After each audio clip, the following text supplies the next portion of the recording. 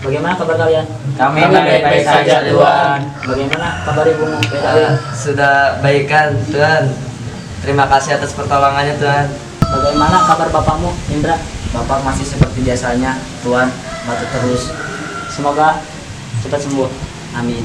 Bagaimana kabar istri dan anak kalian, Rojak dan Khalid? Baik-baik saja Tuhan. Tuhan Lutfi, boleh saya bertanya? Ya silahkan. Begini Tuhan, meskipun hukum adat kami lebih mendominasi dibandingkan hukum Islam, tetap saja kami Muslim. Tetapi kami heran, kok sikap setiap Muslim saat melaksanakan sholat berbeda-beda.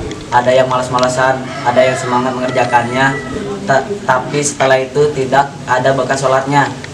Ada yang lama sekali mengerjakan dan bahkan sampai berurai air mata. Ada juga yang sholat dengan tenang dan sangat lama seakan merasakan kenikmatan sholat.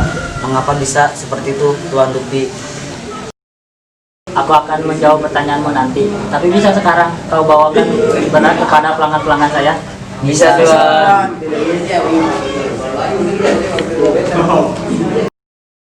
Oke, Rojak masuk. Ya, tolongin antarin pelanggan saya. Dua di sebelah. Sekarang udah ditemu sama pelanggan. Bang, kasih bang, aja. Duduk.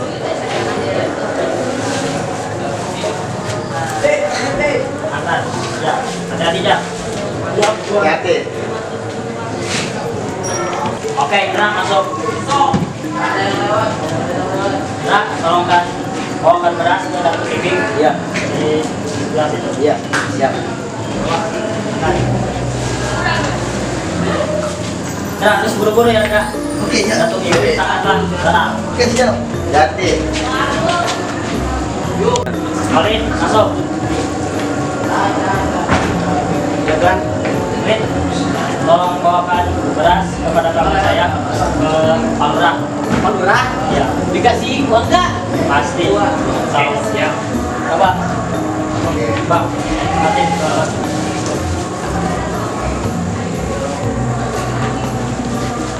Ganti. Khalid. Bapak. Bedawi masuk. Apa Tuhan? Tolong bawakan kepada pelanggan saya, Bu Rika, di sebelah. Betul Tuhan. Benar. Oke, Tolong siap. bawakan.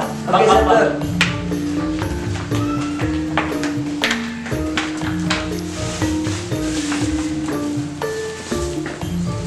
Hati-hati, Dawi.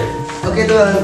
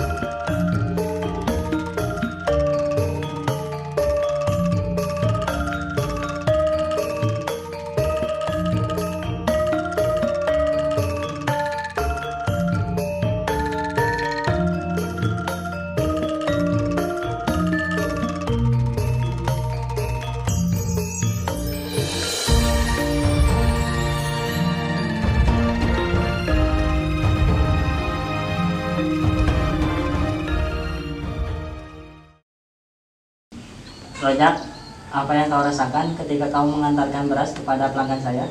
Aku berjalan mengirimkan beras dengan penuh rasa malas. Mengapa malas? Bagaimana tidak malas? Di siang hari yang panas begini, Tuan malah menyuruhku membawa 2 karung beras.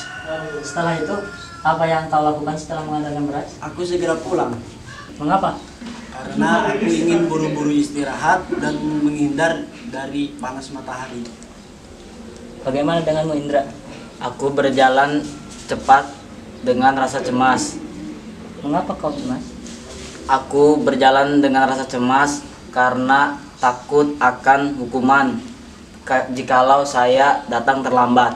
Setelah kau berikan kepada Datuk Duda, apa yang kau rasakan?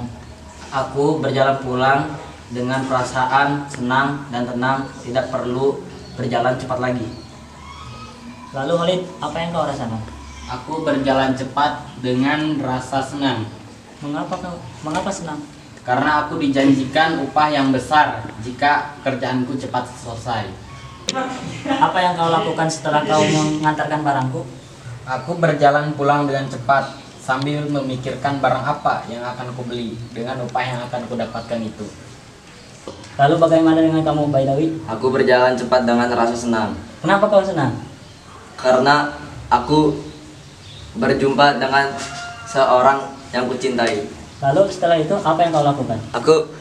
Aku berjalan-jalan dengan mereka dulu. Saat aku pulang, aku berjalan pulang dengan pelan-pelan karena rasanya berat sekali harus berpisah dengan orang yang kucintai.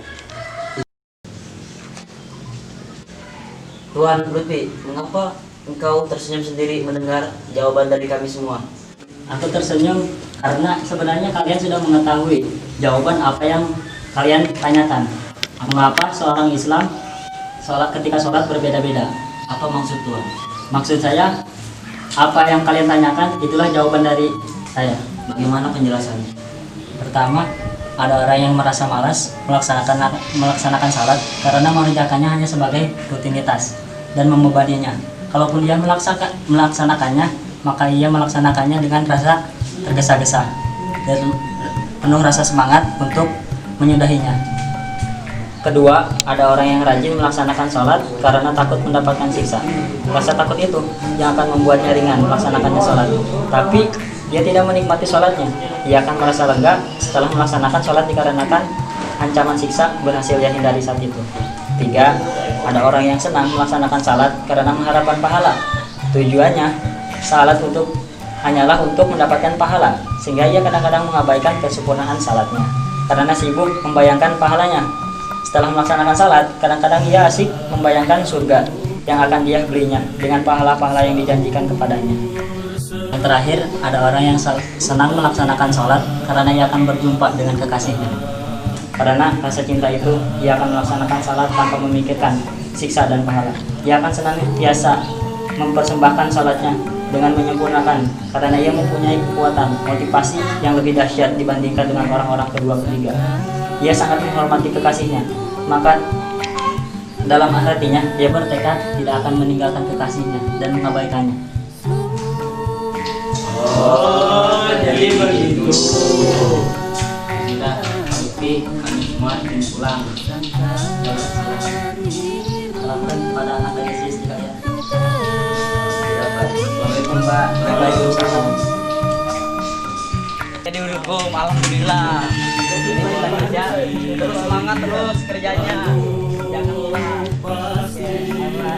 Saya sudah